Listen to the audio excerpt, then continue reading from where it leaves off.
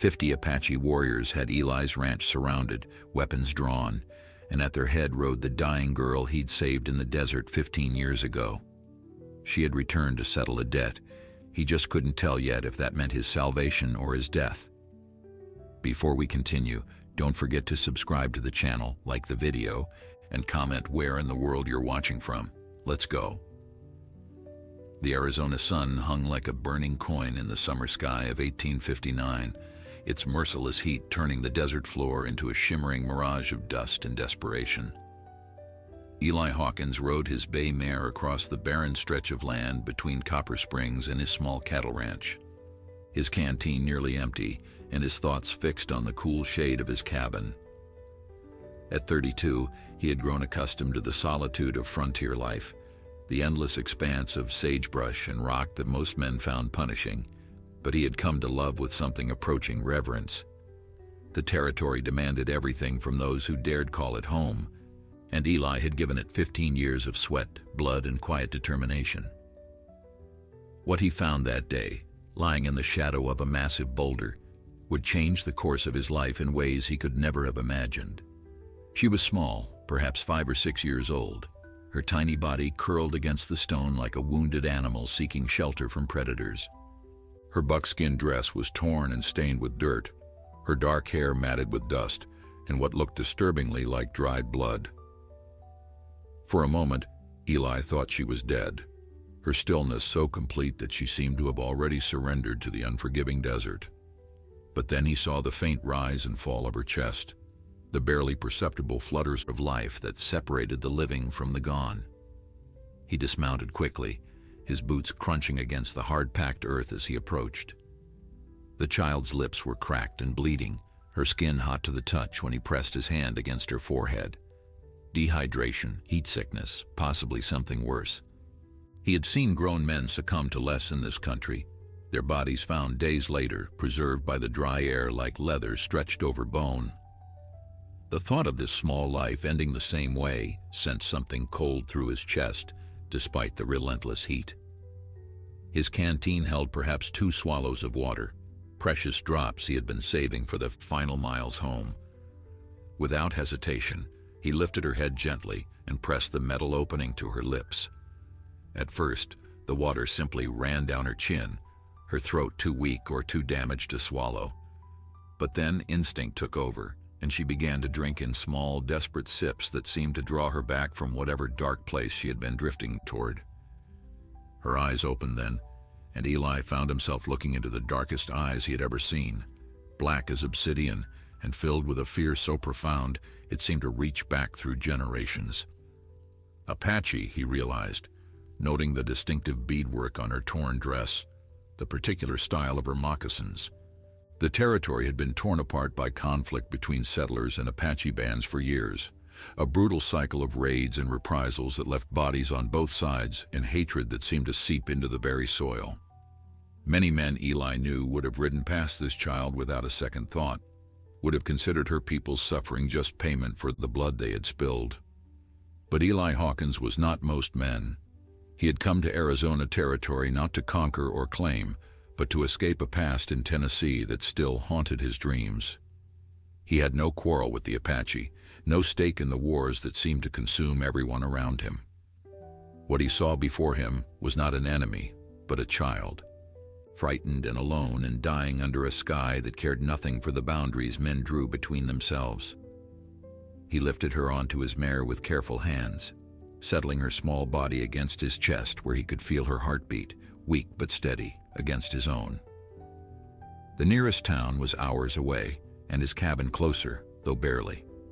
He turned his horse toward home and urged her into a steady walk, too fast, risking jarring the child, too slow, risking running out of daylight before they reached shelter.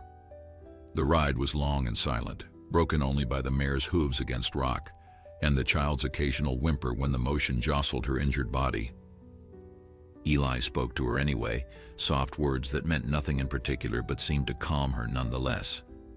His voice, rough from years of disuse with few neighbors to speak to and fewer friends, found a gentleness he had not known it possessed.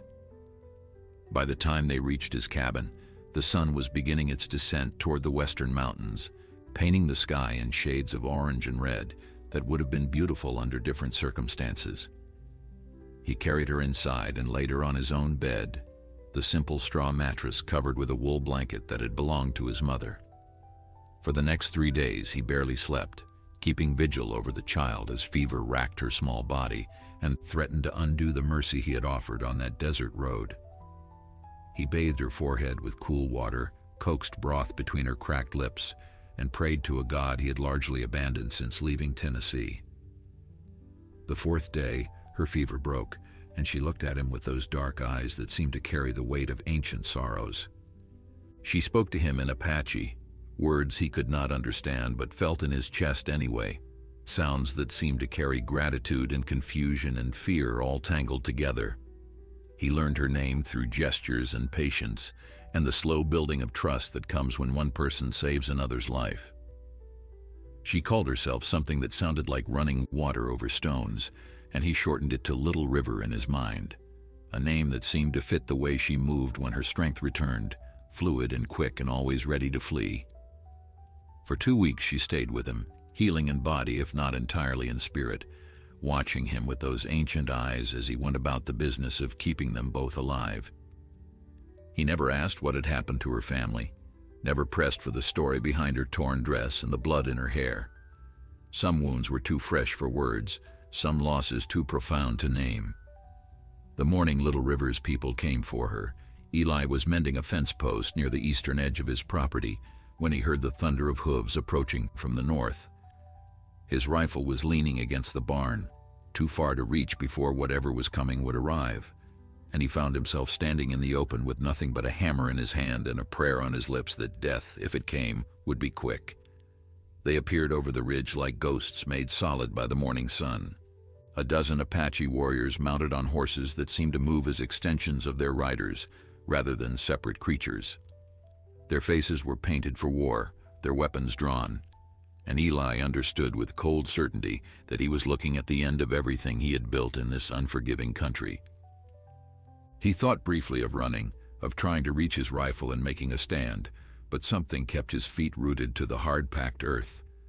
Perhaps it was the futility of fighting such odds, or perhaps it was something deeper, an acceptance of consequences he had known were possible from the moment he lifted that child onto his horse.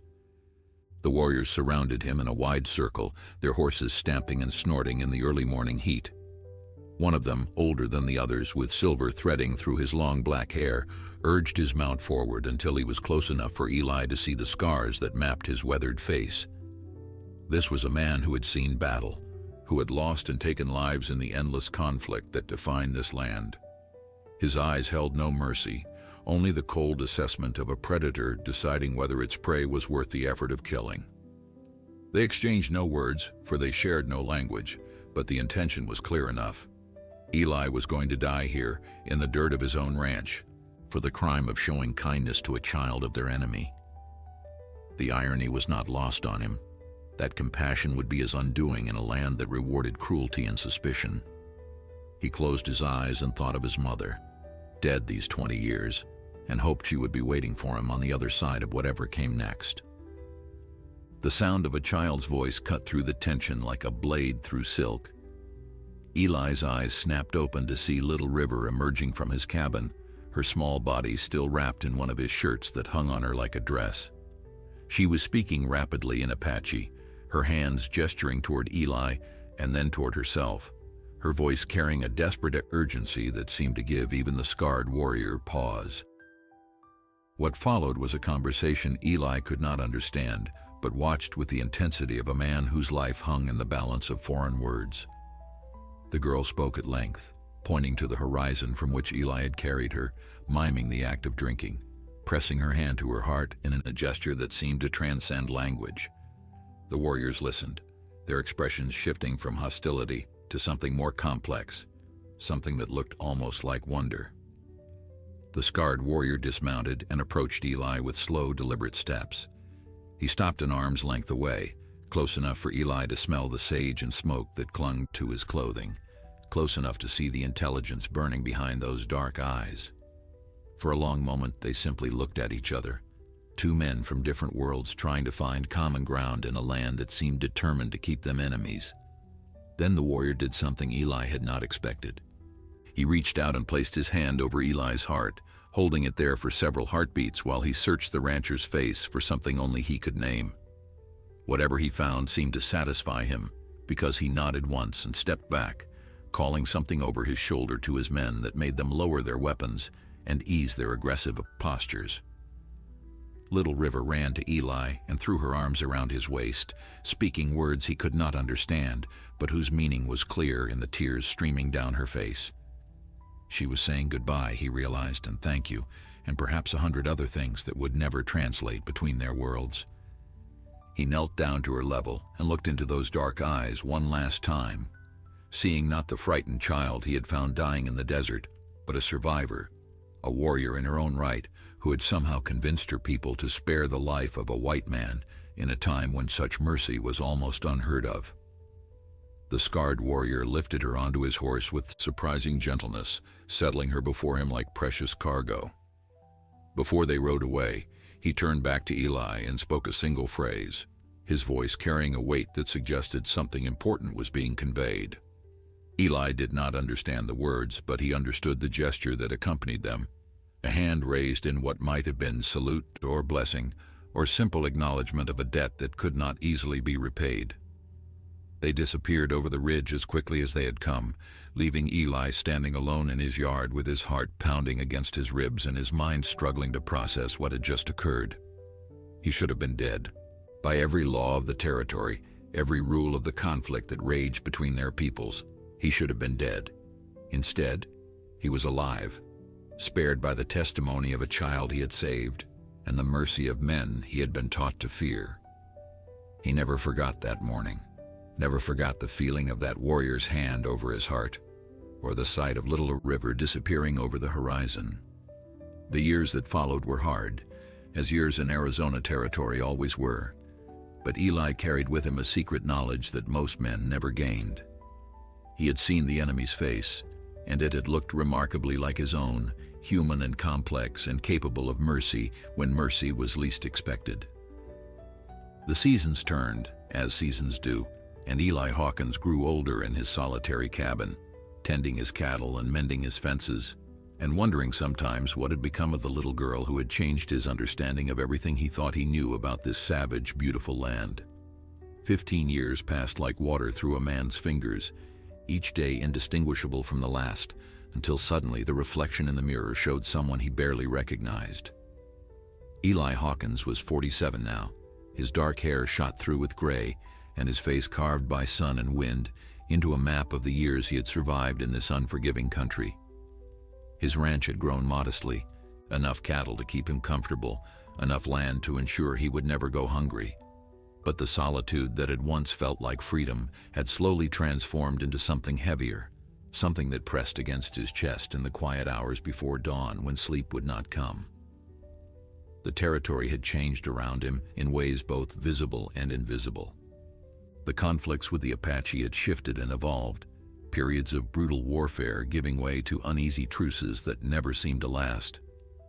The army had established forts throughout the region, and settlers had poured in seeking land and opportunity, transforming the wilderness Eli had known into something more crowded, more complicated.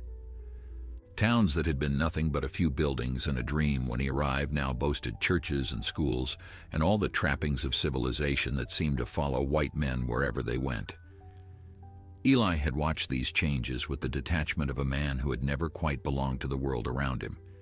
He traded with the merchants in Copper Springs, attended church on the rare occasions when guilt drove him there, and maintained the polite distance that marked him as a man who preferred his own company to that of others. The townspeople knew him as reliable and honest, a good neighbor who could be counted on in times of trouble. But they also knew he kept secrets behind those weathered eyes, stories he had never shared and probably never would. He thought of Little River often, especially in the summer months when the heat reminded him of the day he had found her dying beneath that boulder. She would be a woman now, perhaps married with children of her own, living a life he could not imagine in a world he would never see. He hoped she was happy, hoped the trauma of whatever had left her alone in the desert had healed with time and the love of her people. Sometimes, in his more fanciful moments, he imagined her thinking of him too, remembering the strange white man who had given her water and shelter when she needed it most. The summer of 1874 brought drought to the territory, a relentless absence of rain that turned the land brown and brittle and set ranchers to praying for relief that seemed determined not to come. Eli's creek ran lower than he had ever seen it, and he spent long days hauling water from the deeper wells to keep his cattle alive. The work was exhausting, the kind of labor that left a man too tired to think about anything beyond the next task, and in some ways he was grateful for it. Physical exhaustion was simpler than the other kind, the weariness of spirit that came from too many years of solitary meals and empty conversations with horses who could not answer back. It was on one of these brutal August afternoons that Eli first noticed the signs of riders crossing his land. The tracks were subtle, easily missed by someone not accustomed to reading the desert floor, but Eli had lived here long enough to recognize the distinctive marks of unshod horses moving in formation. Apache, almost certainly, though what they were doing this close to settled territory was a mystery that sent a chill down his spine despite the oppressive heat. He found more tracks over the following days, always at the edges of his property, always moving in patterns that suggested observation rather than passage. Someone was watching him, studying his movements and his routines, with a patience that spoke of purpose rather than coincidence. The old fears returned, the memories of that morning 15 years ago when he had stood surrounded by warriors and prepared to die. Perhaps his reprieve had only been temporary. Perhaps some debt had come due that he did not remember incurring. He started wearing his rifle across his back when he worked, started sleeping with one eye open and his pistol within reach. The townspeople noticed his wariness when he came to trade, commented on the shadows beneath his eyes and the tension in his shoulders. He offered no explanation, knowing they would not believe him if he told the truth, and uncertain whether telling it would do more harm than good. The territory was on edge, rumors of Apache raids filtering down from the northern settlements, and the last thing anyone needed was confirmation that warriors were moving through lands they had thought were safe. The watching continued for 3 weeks, an invisible presence that Eli felt more than saw, a weight of attention that followed him from dawn to dusk. He grew accustomed to it in the way a man grows accustomed to a toothache, a constant discomfort that becomes part of the fabric of daily life. He stopped wondering when the attack would come and started wondering why it had not come already. If they meant to kill him, they had passed up countless opportunities. If they meant something else, he could not imagine what it might be. The answer came on a morning in late August, when the heat had finally begun to break and the first hints of autumn touched the desert air. Eli was in his barn, brushing down his mare after the morning feeding, when he heard hoofbeats approaching from the west. Multiple horses, moving at a steady pace that suggested neither urgency nor aggression. He set down the brush and walked to the barn door, his hand resting on the pistol at his hip, his heart beating a rhythm of anticipation and dread. What he saw when he stepped into the sunlight would stay with him for the rest of his life, a vision so unexpected and so profound that for a moment he forgot to breathe. They came over the western ridge like something from a dream, a procession of Apache warriors that seemed to stretch back toward the horizon in a line of horses and painted faces and weapons that glinted in the morning sun. Eli counted them as they approached, his mind struggling to accept what his eyes were showing him. 20 warriors, then 30, then more than he could easily number, all riding in formation behind a single figure who led them with the bearing of someone born to command. She was mounted on a white horse that moved with the fluid grace of wind across water, her dark hair braided and adorned with feathers that spoke of status and achievement. Her buckskin dress was decorated with intricate beadwork that caught the light as she moved, and she sat her horse with the confidence of someone who had never known doubt. But it was her face that stopped Eli's heart in his chest. Those dark eyes that he had last seen filled with tears and gratitude as she was carried away over a distant ridge 15 years ago. Little River had returned, but she was little no longer. The frightened child he had saved from the desert had become a woman of striking presence, her features carrying the beauty of her people and something else, something fierce and proud that seemed to radiate from her like heat from a banked fire. She was perhaps 20 years old now, in the full bloom of womanhood, and she looked at Eli across the dusty expanse of his yard with an expression that held recognition and purpose and something he could not quite name. The warriors spread out behind her in a wide arc, their horses stamping and snorting in the morning air, their eyes fixed on the white man who stood alone before them. Eli understood that he was witnessing something significant, something that went beyond a simple visit or chance encounter. This was a deliberate gathering, a show of force that had been planned and executed with military precision. The question that burned in his mind was why? What could possibly bring this army of warriors to his door after so many years of silence? She dismounted with fluid grace and walked toward him, her moccasins making no sound on the hard-packed earth. The warriors remained mounted behind her, a wall of muscle and weaponry that served as testament to her importance among her people. Eli found himself rooted to the spot, unable to move or speak as she approached, his mind racing through memories of a tiny girl with cracked lips and eyes full of fear. She stopped an arm's length from him, close enough that he could see the fine lines of her face and the intelligence burning in those dark eyes. For a long moment, they simply looked at each other, two people connected by a single act of mercy that had rippled outward through time in ways neither could have predicted. Then she spoke, and her voice carried the weight of years and the clarity of purpose that defined everything about her. She spoke first in Apache, words that flowed like music and carried meanings he could not grasp. But then she switched to English, halting and accented but comprehensible, words she had clearly practiced for this very moment. She told him that she remembered everything, the heat of the sun and the coolness of the water he had pressed to her lips, the gentleness of his hands as he carried her to safety, the quiet patience with which he had nursed her back to health.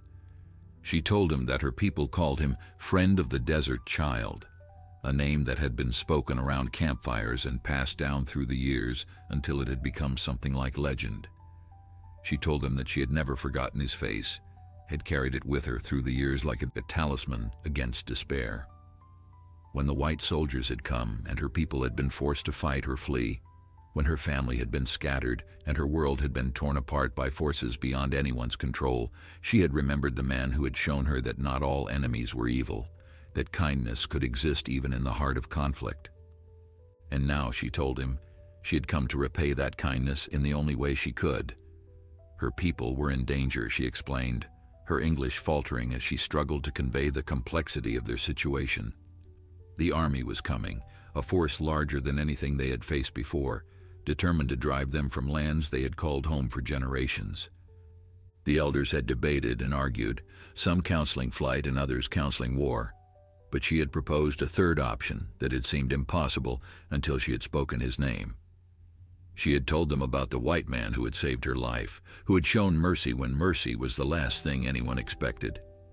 She had convinced them that such a man might be willing to help them again, might know things about the white world that could give them the advantage they needed to survive what was coming.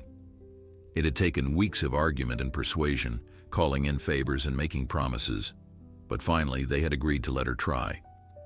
The warriors behind her were not just an escort, she explained. They were a gift, a demonstration of the resources her people were willing to commit to this alliance if Eli would agree to help them. They would protect his ranch, his cattle, his life, in exchange for his knowledge and his guidance through the treacherous waters of white man's politics and warfare. Eli listened to her words with a sense of unreality, his mind struggling to process the magnitude of what she was proposing. She was asking him to choose sides in a conflict he had spent 15 years avoiding, to risk everything he had built for people he did not know, and a cause that most of his countrymen would consider treason. She seemed to sense his hesitation, and her eyes softened with understanding. She reached out and placed her hand over his heart, just as the scarred warrior had done so many years ago, and spoke words that cut through all his doubts and fears. "You gave me water when I was dying. Now I offer you a river."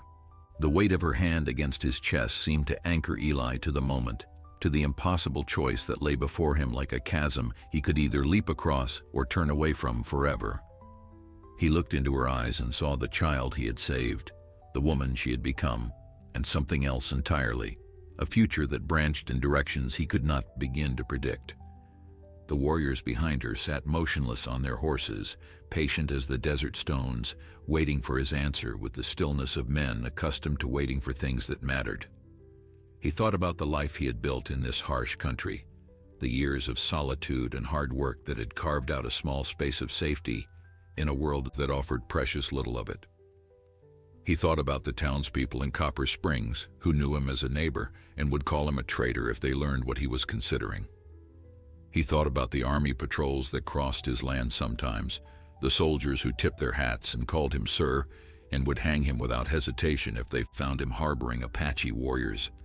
But most of all, he thought about a little girl dying under a merciless sun and the choice he had made without thinking, because it had been the only choice a decent man could make. That choice had led to this moment, to this woman standing before him with hope in her eyes and an army at her back. To turn away now would be to betray everything that act of mercy had meant, to prove that his kindness had been nothing more than a momentary weakness rather than a reflection of who he truly was. He covered her hand with his own, feeling the warmth of her skin and the steady pulse beneath.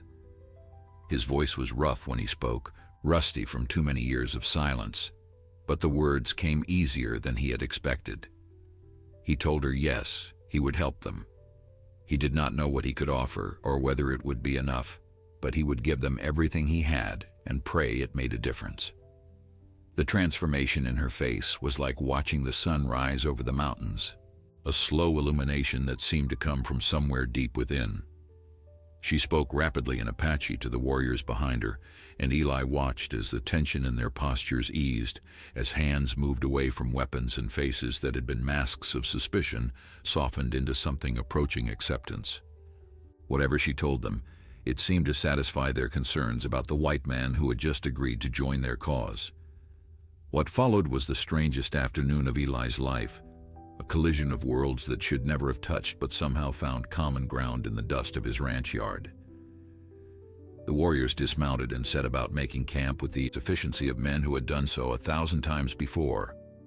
They asked nothing of Eli and took nothing without permission, treating his property with a respect that surprised him given everything he had heard about Apache raids and the destruction they supposedly left in their wake.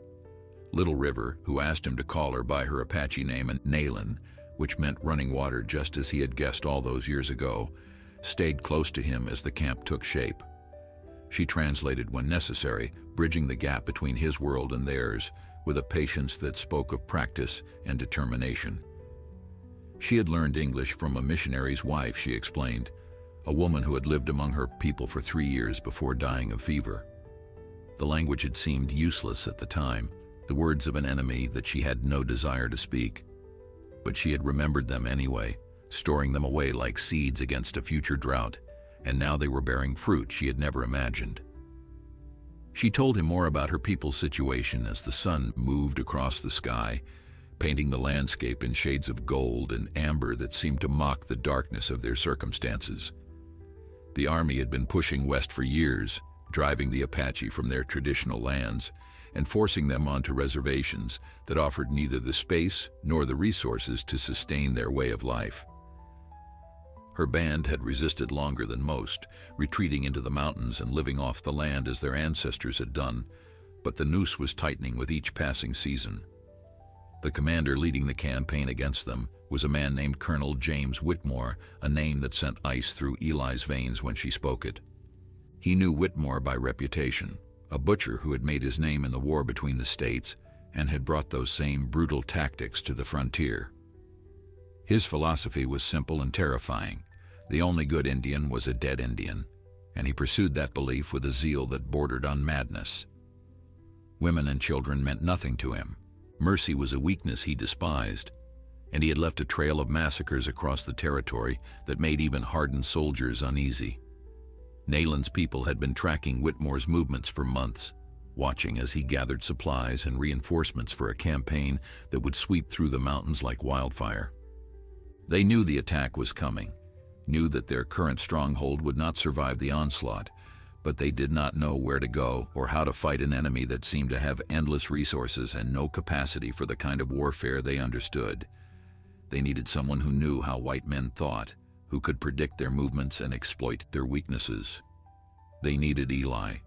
The responsibility of it settled on his shoulders like a physical weight, pressing down with all the force of lives that would be saved or lost, based on decisions he had yet to make. He was not a military man, had never commanded anything more than a herd of cattle, but he understood the white world in ways Nolan's people never could.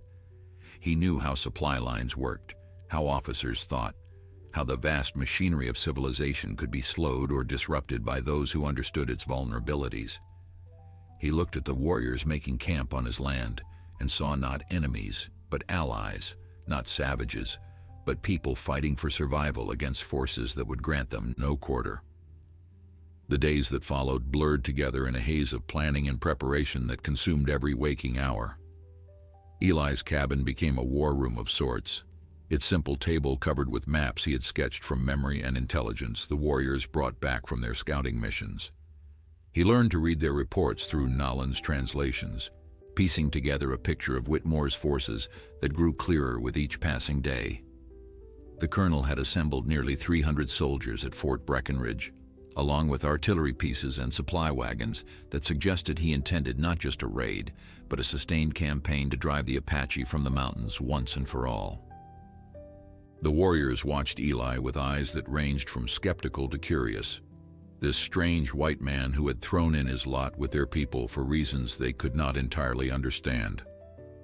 He felt their scrutiny during the strategy sessions, felt the weight of their judgment as he proposed tactics that must have seemed foreign to men raised on a different kind of warfare. But Nolan vouched for him at every turn, her faith in his abilities serving as a bridge across the cultural divide that separated them. He learned their names as the days passed, these men who had followed Nalan across hostile territory on nothing more than her word that the white man she remembered would prove worthy of their trust. There was Goyathle, whose name meant one who yawns, though nothing about the fierce young warrior suggested sleepiness. There was Cochise's nephew, a quiet man with scars across his chest, who spoke rarely, but whose words carried weight when he chose to use them. There was an elder named Desodahai, whose weathered face held wisdom earned through decades of survival, and who had opposed this mission until Nolan had convinced him that desperate times demanded desperate measures. Eli found himself earning their respect in small ways that accumulated over time. He showed them the weak points in the Army's standard patrol patterns, the predictable schedules that officers followed because regulations demanded it.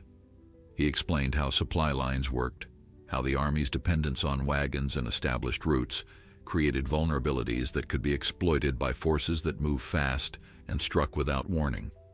He taught them which targets would cause the most disruption and which would bring the heaviest retaliation, helping them understand the difference between symbolic victories and strategic ones. In return, they taught him things about the land he thought he knew, secrets the desert had kept from him despite 15 years of residence. They showed him water sources hidden in rock formations he had passed 100 times without noticing, trails that wound through seemingly impassable terrain, caves that could shelter dozens of people from the searching eyes of soldiers.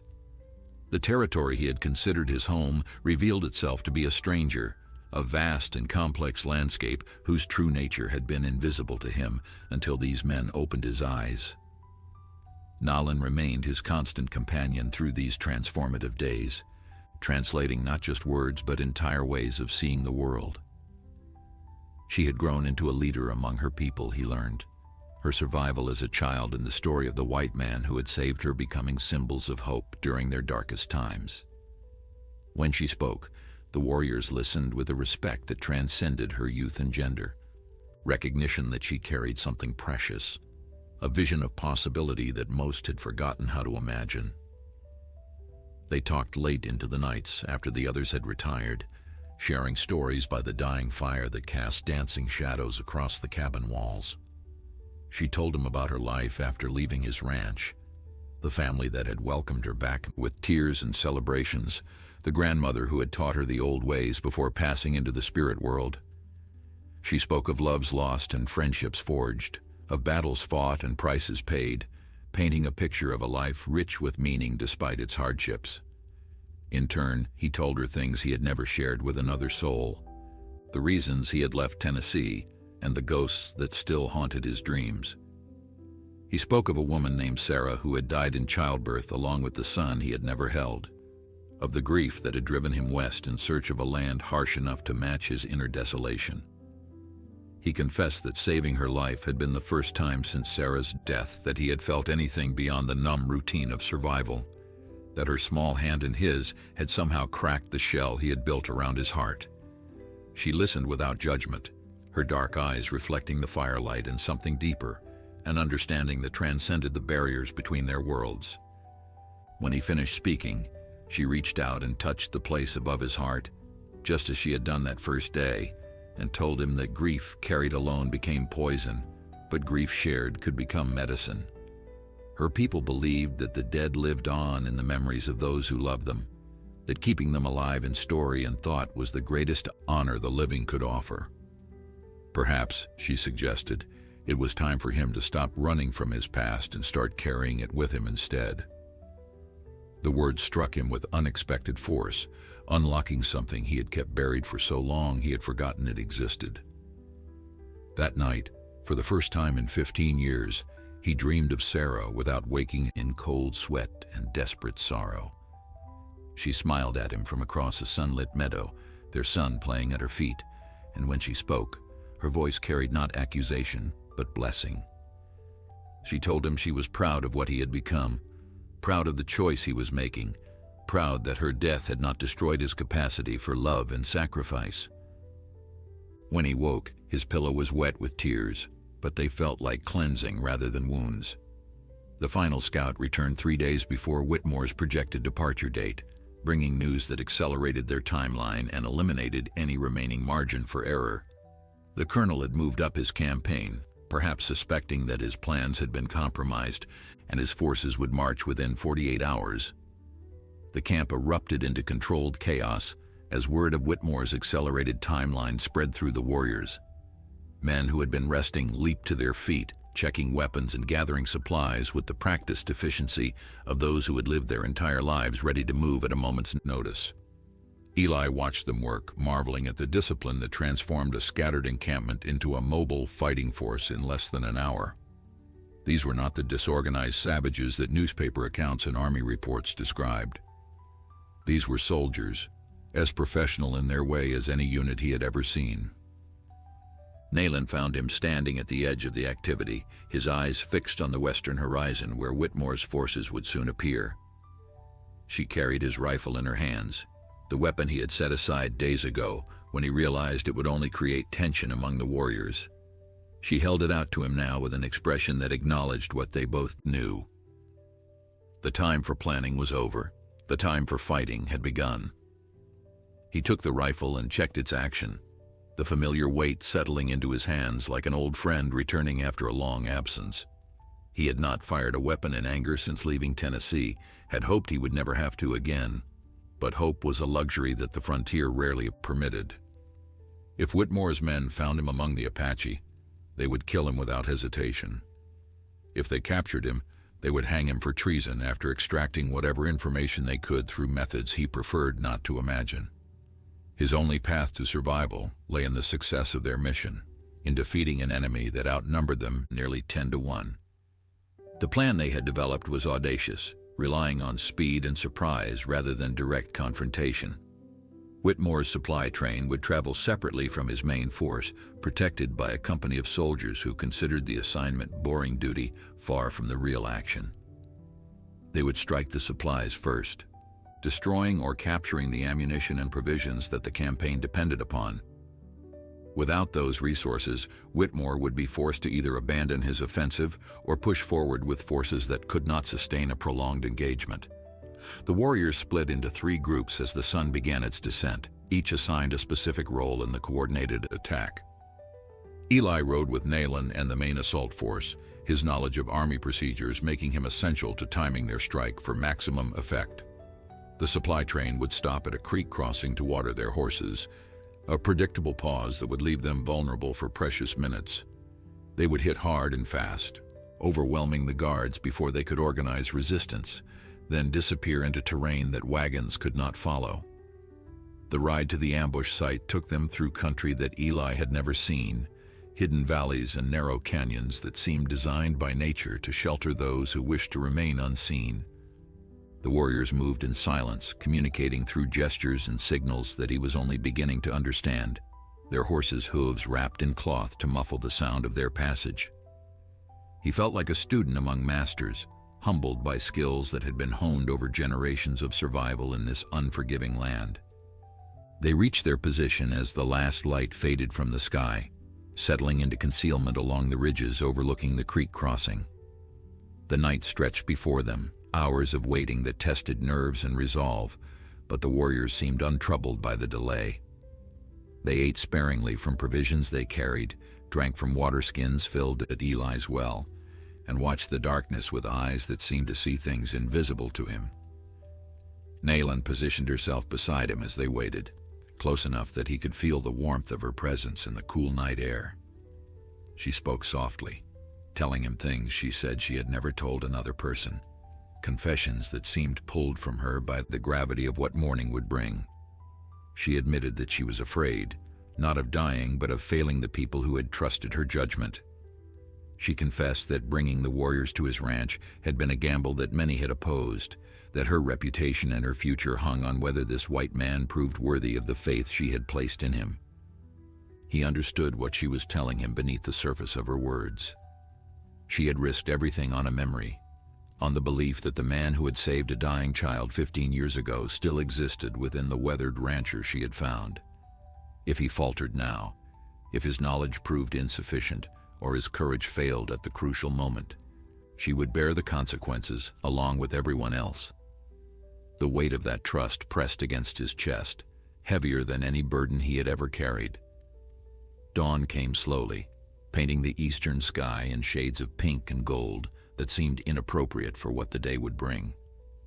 The sound of the supply train reached them before the sight, wheels creaking and horses snorting and soldiers talking in voices that carried clearly through the morning stillness.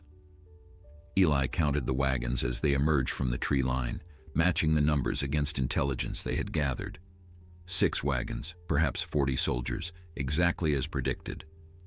The plan would work if everyone played their part. He caught Nayland's eye and nodded once, the signal passing down the line through warriors who had been waiting for this moment their entire lives. She raised her hand, holding it steady as the supply train approached the creek and began the cumbersome process of watering horses and filling canteens.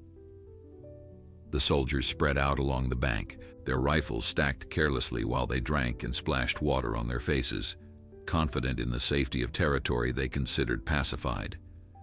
Her hand dropped, and the world erupted into thunder and flame. The warriors descended from the ridges like a storm breaking over the mountains, their war cries splitting the morning air and freezing the soldiers in moments of fatal hesitation. Eli fired from his position, his rifle finding targets with an accuracy he had not known he still possessed, muscle memory from another life asserting itself when conscious thought would have been too slow. The first volley dropped a dozen soldiers before they could reach their stacked weapons, and the second scattered those who remained into desperate clusters of resistance. He watched Nayland lead the main charge with a ferocity that transformed her from the woman he had come to know into something elemental and terrifying. She rode through the chaos like a force of nature, her rifle speaking death to those who stood against her, her voice calling commands that kept her warriors coordinated even in the swirling confusion of combat. This was the leader her people had followed into the unknown, the warrior who had convinced hardened fighters to trust a white man on nothing more than her word. The battle was brutal and brief, lasting perhaps 10 minutes that felt like hours. The soldiers fought with the desperation of men who knew they would receive no quarter, but they were outnumbered and outmaneuvered by opponents who had planned every moment of this engagement. One by one, the pockets of resistance fell silent, until the only sounds were the groaning of wounded men and the nervous stamping of horses who had survived the violence. Eli descended from his position and walked through the aftermath with legs that felt disconnected from his body. He had killed men today, faces he would carry with him for whatever remained of his life, young soldiers who had probably enlisted for adventure or escape and found instead a death they had never imagined. The necessity of it did not diminish the weight, did not ease the sickness that churned in his stomach as he stepped over bodies that had been breathing and dreaming just minutes before. The warriors moved efficiently through the supply train, taking what they could carry and destroying what they could not. Ammunition was the priority, powder and shot that Whitmore's forces would desperately need in the days ahead. Food came next, provisions that would sustain the band through whatever came after this victory. Medicine, blankets, and clothing rounded out the salvage, necessities that the army had in abundance and Nolan's people had been forced to do without for years. They left the wagons burning, pillars of black smoke rising into the morning sky like signals visible for miles in every direction. Whitmore would know what had happened within hours, would understand that his campaign had been compromised before it had truly begun. The question was how he would respond, whether he would retreat to resupply or push forward in rage, seeking vengeance for the humiliation his forces had suffered. The ride back to their temporary camp was tense with anticipation and exhaustion. Warriors who had fought like demons now slumping in their saddles as the adrenaline faded and left only fatigue behind. They had lost 4 men in the attack, good fighters whose names Nayland spoke aloud so their spirits would know they were remembered. The cost was lighter than anyone had expected, but still it settled heavily on those who remained, reminders that victory never came without price. Eli found himself riding beside Nayland as they wound through the hidden trails that led away from the ambush site. Her face was streaked with dust and powder residue. Her braids had come partially undone during the fighting, but her eyes held a light that had not been there before. They had won, against odds that should have been insurmountable, and that victory had validated everything she had risked to make it possible. She reached across the space between their horses and took his hand, a gesture so unexpected that he nearly lost his balance in the saddle. Her grip was strong and warm, calloused from years of work and warfare, and when she looked at him, her expression held something that made his heart lurch in his chest. She told him that her people were now his people, that the debt she owed him could never be repaid, but would never be forgotten. She told him that whatever came next, he would not face it alone. They reached the camp as the sun climbed toward noon, finding the warriors who had remained behind already preparing for departure. Word traveled fast in the Apache world, and everyone knew that the smoke rising from the supply train would bring retaliation swift and merciless. They could not stay in one place long enough for Whitmore to find them, could not offer the colonel a target for the fury that would certainly be burning in his heart. The next weeks became a blur of movement and evasion, a deadly game of cat and mouse played across terrain that favored those who knew its secrets. Eli's knowledge of army tactics proved invaluable, allowing them to predict patrol routes and avoid the traps that Whitmore set with increasing desperation. They struck when opportunity presented itself, small raids that bled the colonel's forces and eroded the morale of men who had expected easy conquest and found instead a nightmare of invisible enemies. Whitmore responded with the brutality that had made his reputation, burning villages and killing anyone suspected of aiding the Apache resistance. The violence only strengthened the resolve of those who fought against him, turning neutral bands into allies and convincing those who had counseled surrender that resistance was the only path that preserved any hope of dignity. The colonel was creating the very uprising he had been sent to prevent, his cruelty sowing seeds that would grow into thorns long after he was gone. Through it all, Eli stayed at Nolan's side, becoming something he had never imagined in the quiet years of his solitary ranching. He was no longer a man without a people, no longer a ghost haunting the edges of a world that had no place for him. He had found purpose again, meaning that transcended the simple rhythms of survival. The autumn winds came early that year, sweeping down from the mountains with a bite that promised harsh months ahead. Eli had lost track of how many weeks had passed since the supply train ambush, time measured now in raids and retreats rather than the calendar dates that had once structured his life. His ranch was surely abandoned by now, his cattle scattered or stolen, his cabin probably burned by soldiers seeking vengeance against the traitor who had thrown in his lot with the enemy. He found that he did not mourn these losses as much as he had expected.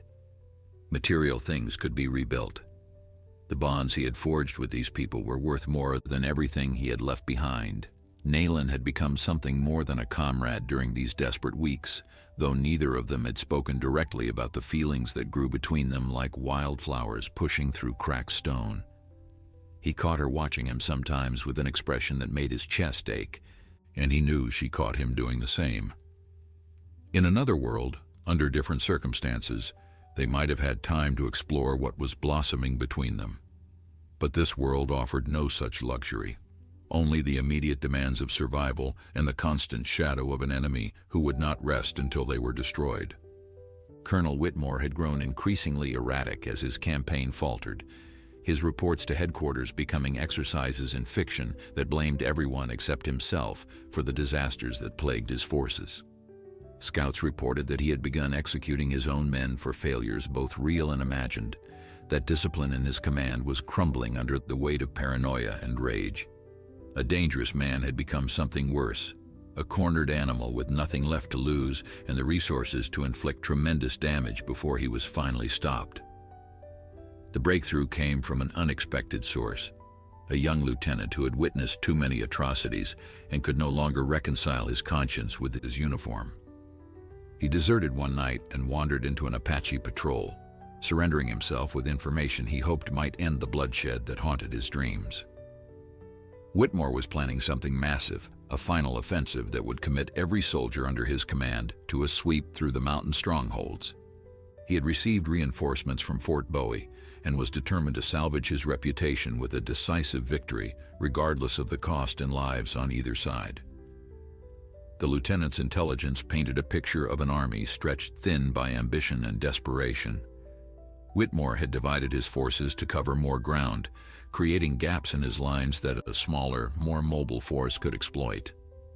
More importantly, he had established his command post in an exposed position, confident that the Apache would never dare a direct assault on the heart of his operation. His arrogance had created an opportunity that might never come again.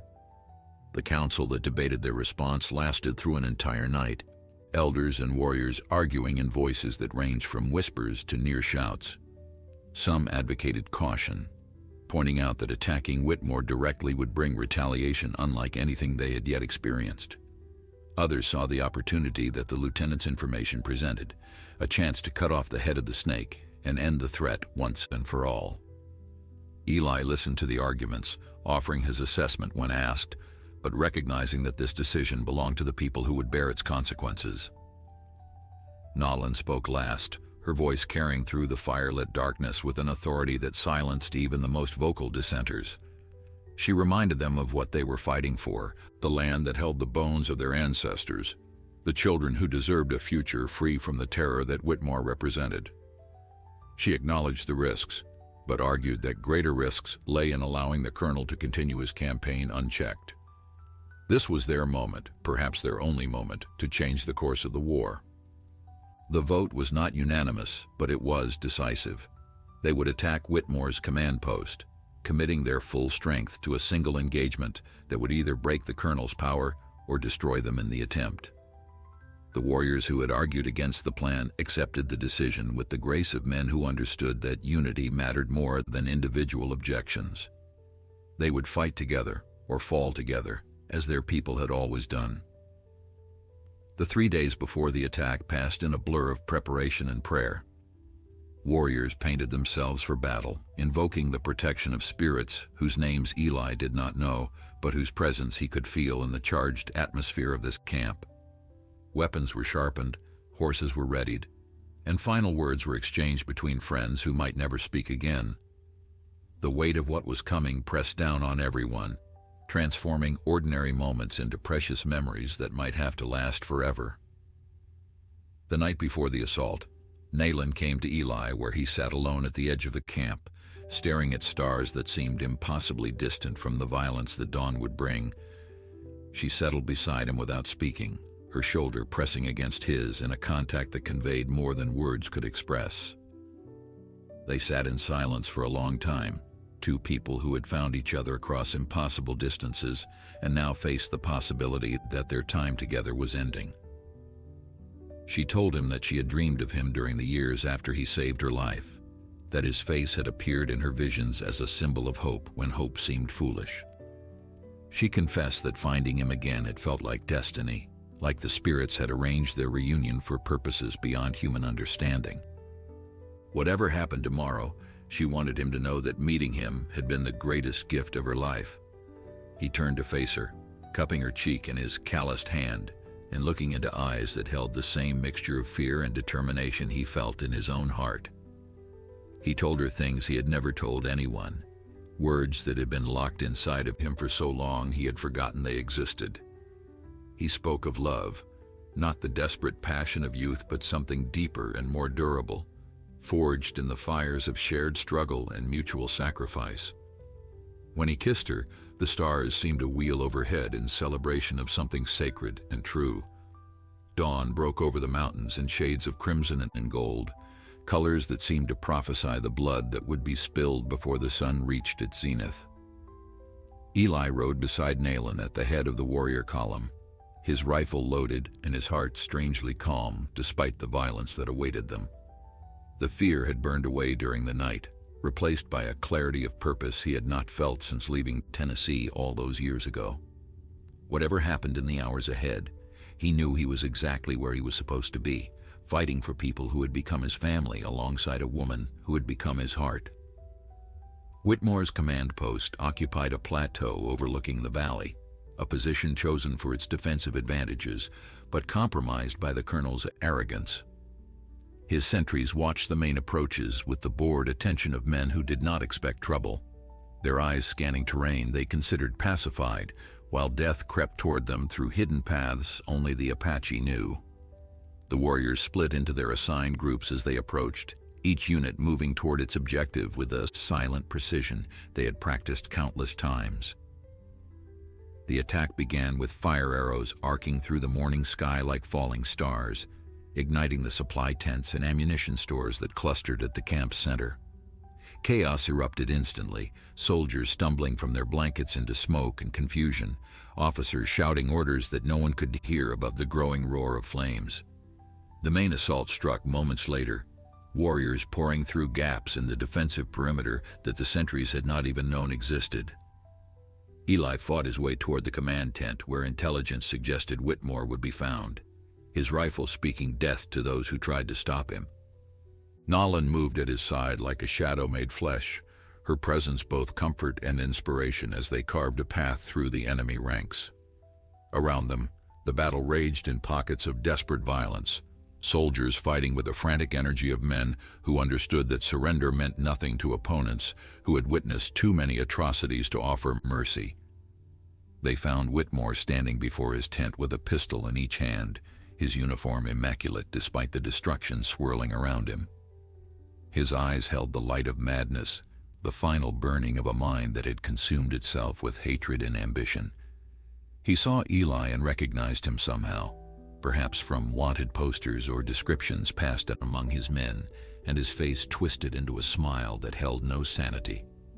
The colonel raised his pistols and fired, but his aim was wild, shots passing harmlessly through the space where Eli had been standing before he dove aside. Nayland's rifle cracked once, the sound cutting through the chaos with terrible finality, and Whitmore staggered backward with a blossom of red spreading across his chest. He looked down at the wound with an expression of profound surprise, as if death was something that happened to other people, then crumpled to the ground and lay still. The battle continued for another hour, but the outcome was decided in that moment. Without their commander, the soldiers' resistance crumbled into isolated surrenders and desperate flights toward the distant safety of the fort. The warriors let most of them go, content with a victory that did not require the extermination of a beaten enemy. Those who chose to fight to the end were granted the deaths they sought, but those who threw down their weapons were allowed to carry their wounded toward the horizon and whatever future awaited them. The cost had been high. Warriors who had survived years of conflict falling in this final engagement, their blood mingling with the blood of their enemies on ground that would remember this day for generations. Nayland walked among the fallen, speaking their names aloud so the spirits would know who to welcome, her face wet with tears that she did not try to hide. Eli walked beside her, offering what comfort his presence could provide, understanding that grief was the price paid for love in a world that offered no guarantees. The months that followed brought changes that neither of them could have predicted. Whitmore's death and the destruction of his command sent shockwaves through the territorial government, exposing the atrocities he had committed and forcing a reassessment of policies that had brought nothing but suffering to everyone they touched. New treaties were negotiated, imperfect and fragile, but offering something that had seemed impossible just a year before, a chance for peace that might actually endure. Eli built a new cabin in the mountains, on land that Nolan's people granted him in recognition of his service and sacrifice. It was smaller than his old ranch, but more precious, a home rather than merely shelter, filled with the sounds of life that he had forgotten existed during his years of solitude. Nalan lived there with him, their union blessed by her people in a ceremony that joined their spirits as completely as their hearts had already been joined. Spring came early the following year, melting the mountain snows and sending streams rushing through valleys that had known only silence for too long. Children played along the banks, their laughter carrying across distances that had echoed with gunfire and war cries just months before. Among them ran a little girl with her mother's dark eyes and her father's stubborn chin, chasing butterflies through meadows that had never known the shadow of conflict. Eli watched from the porch of their cabin, Nolan's hand warm in his own, and marveled at the impossible journey that had brought him to this moment. 15 years ago, he had given water to a dying child because it was the right thing to do, never imagining that simple act would reshape the course of his life. Now that child stood beside him as his wife, mother of his daughter, partner in building a future that neither of them had dared to dream. Some gifts, he understood now, could not be measured when they were given. Their true value revealed itself only in time, growing and compounding until a cup of water offered in mercy became a river of blessings that would flow through generations yet unborn. He had saved a life, and in return, she had given him everything worth living for. The afternoon sun painted their valley in shades of gold, and somewhere in the distance, a hawk cried its eternal song of freedom.